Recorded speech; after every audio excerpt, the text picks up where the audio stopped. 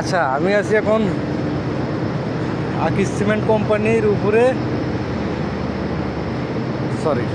Sorry না, এটা ঠিক। আকিস সিমেন্ট কোম্পানি লিমিটেডের পাওয়ার প্ল্যান্টের উপরে।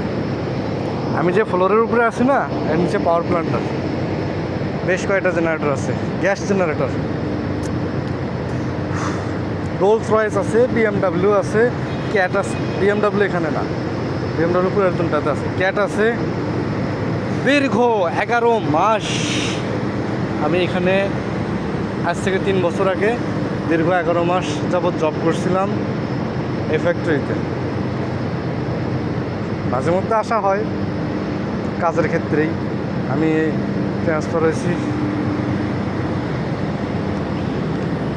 এগুলো সব আমার লাইন কাটছে না, কোথা থেকে কী মোটামুটি চেনা। এই যে এদিক তো র মেটেরিয়াল যায়, যে আবার এদিক দিয়ে আসে। এত কিছু না কইরে একটা বাকেট এলিভেটর যদি দেওয়া যেত, তাহলে এত বড় লম্বা, আবার ওই দিক দিয়ে লম্বা করে মাল তোলা লাগতো না। ওই নিচে আছে এখানে। তাও কি এই মালটা ওই একবারে সব ওই কোণা থেকে, ফ্যাক্টরির একদম ওই সাইড থেকে নিয়ে আসা হয় পেলুডার দিয়ে, ড্রাম দিয়ে। হ্যাঁ, পেলুডার দিয়ে আবার ঠেলা দেয়।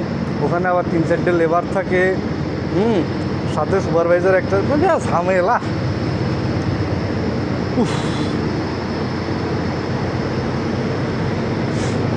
আমি একটু এই পাশের ভিউটা দেখবো।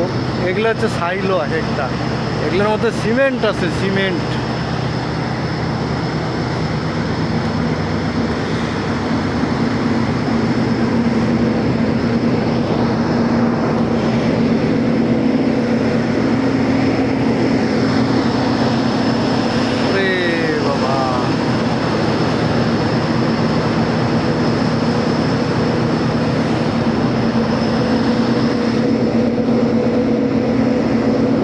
তাপ গো, কঠিন তাপ। এখানে জেনারেটরের ইঞ্জিন থেকে যে তাপগুলো আসে, তাপগুলো ফলায়া দেয় না। মানে নর্মালি কী করা হয়, জেনারেটরের তাপগুলো পাইপলাইন আকাশের দিকে করে দেয়, ওটার প্রয়োজন নেই।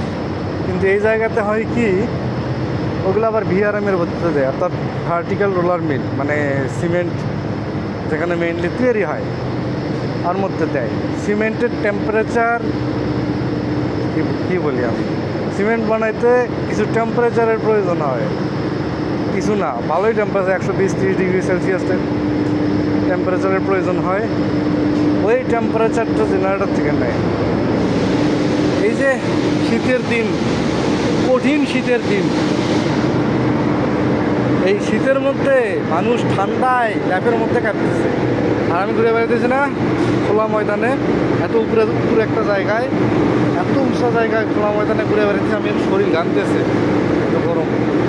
এটা আসলে ইন্ডাস্ট্রির গরম না কিসের গরম, আই ডোন্ট নো।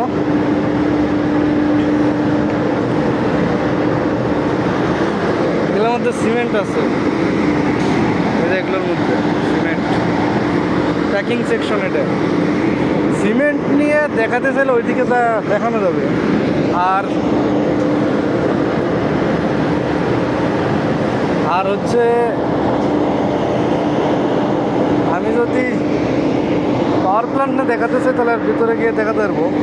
আমি জাস্ট জায়গাগুলো এমনিতে ভিডিও করতেছি, যেন এগুলো আমার স্মৃতি হয়ে থাকে। বারবার আসা হয়, ভিডিও করা হয় না আসলে কাজের প্রেশারে। রাত বাজে 11:03, ফিরে এলাম কেবল। আমি এখনও ব্যস্তর মধ্যেই আছি।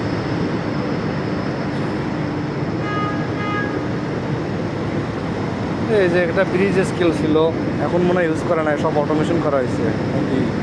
এটা আবার উঠতেছে, এটা আমার দেখা লাগে। এটা কালকে দেখুন না, আসিস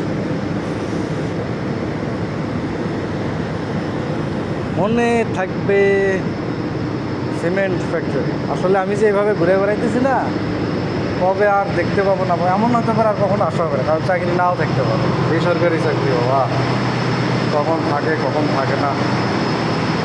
এখন আমি আসি কোথায়, আমার রুমে যাব। স্মৃতি যখন হবেই, সব স্মৃতি থাকুক।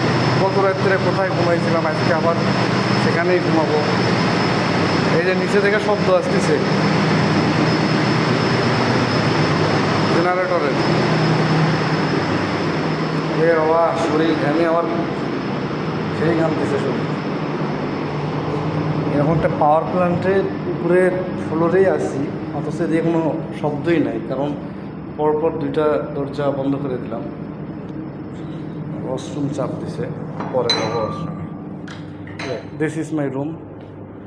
এখানে আমার একটা রুম, আমার বইয়ের জন্য একটা রুম। সরি, আমার বউ তো আনি নাই। আর এই ল্যাপটপটা রেখে গেছিলাম, তালা তুলে মাটি নেই, কিছু হবে না। তো এই হচ্ছে রুম। কোনো ফ্যান নাই রুমের, হ্যাঁ, এসি আছে, টিভি একখানা আছে, তা চলে না বলতে চালাইছিলাম, কিন্তু কোনো চ্যানেল ম্যানেল ধরে নেয়, বন্ধ। বেশ সুন্দর একটা আয়না আছে, মাঝে মধ্যে একটু লাইটগুলো সব দেই। আকিজের 5S। এখানে ধরো 4 নম্বরটা বন্ধ, এটা যদি আমি অন করি আমার 4 নম্বর লাইট জ্বলবে। 4 নম্বর লাইট কিন্তু ওই কোনারটা। বাহ, সবগুলোই দিলাম। আমি ঘামতেছি, এটা কি দেখা যায়? এত এত গরম। And this is May. Servicing অনেক ভালো, মনে হচ্ছে 5 স্টার হোটেলে আছি। মানে কীভাবে বললাম এই কথা, সকালবেলা ঘুম থেকে উঠতে লেট হয়েছিল, তাড়াতাড়ি করে অফিস গেছি, এগুলো সব এলোমেলো হয়ে গেছিলো। এগুলো সব আমি ফালাইয়া দিয়ে গেছিলাম, টাউজার মাউজার একেবারে ভেঙে চুরে জানলে যে বোতল অর্ধেক পানি খায়া কাট করে ছিঁড়ে গেছিলাম। বালিশ তো একটা পায়ের নিচে ছিল, কি সুন্দর করে সব গুছানো। আমি দুপুরে পরে এসে দেখি সব সুন্দর করে। স্যান্ডেলটা তো দেখা খায়া পড়েছিল, স্যান্ডেলটাও সোজা করে থুয়ে গেছে। Good servicing, good servicing. এর মধ্যে দেখি আমার যায় নামাজ আছে। হায় হায়, এতগুলো খেয়ে তোয়ালে, এই তোয়ালে আছে, আগে কইবে না। দেখ গে গোসলটা করে ফেলাই।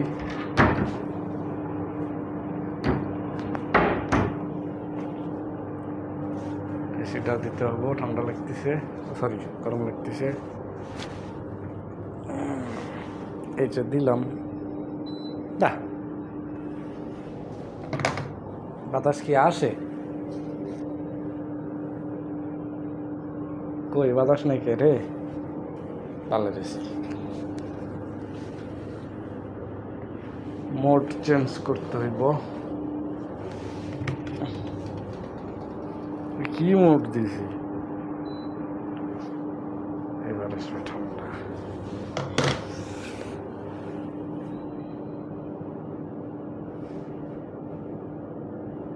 আসে একটু।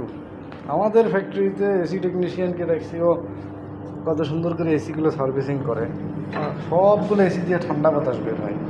আর এখানে কোনো সাউন্ড আছে? কোনো সাউন্ড কিন্তু নাই জেনারেটরে। নিচে গেলে ভিডিও করা যায় না, শরম লাগে।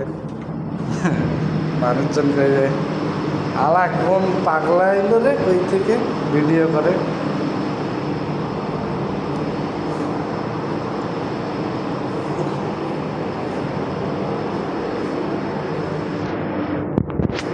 এই যে প্যাকিং প্ল্যান্ট, আমি যেদিন প্রথম ইন্টারভিউ দিই তখন আমাকে manager sir sorry AGM sir, packing সেকশনের এজিএম এই দিক দিয়ে আমাকে নিয়ে যায়। আর আমি খালি চাই দুই পাশে দিকে, আয় হায় কী অবস্থা, এত সিমেন্ট কেন করে আছে। এখানে কিন্তু সব সিমেন্ট পরে পরে আছে, এগুলো ধুলে ময়লা নয়, সব সিমেন্ট যে উঠতেছে না, সব সিমেন্ট। এইটা সিমেন্ট দিয়ে একাকার অবস্থা, খালি সিমেন্ট আর সিমেন্ট। এই ফ্যাক্টরিতে যদি যেগুলো পড়ে আছে মাটিতে, এই সিমেন্টগুলো যদি তুলে তুলে বিক্রি করা যায়, তাও 2-4-5 কোটি টাকা বিক্রি করতে পারবে, কমই বললাম।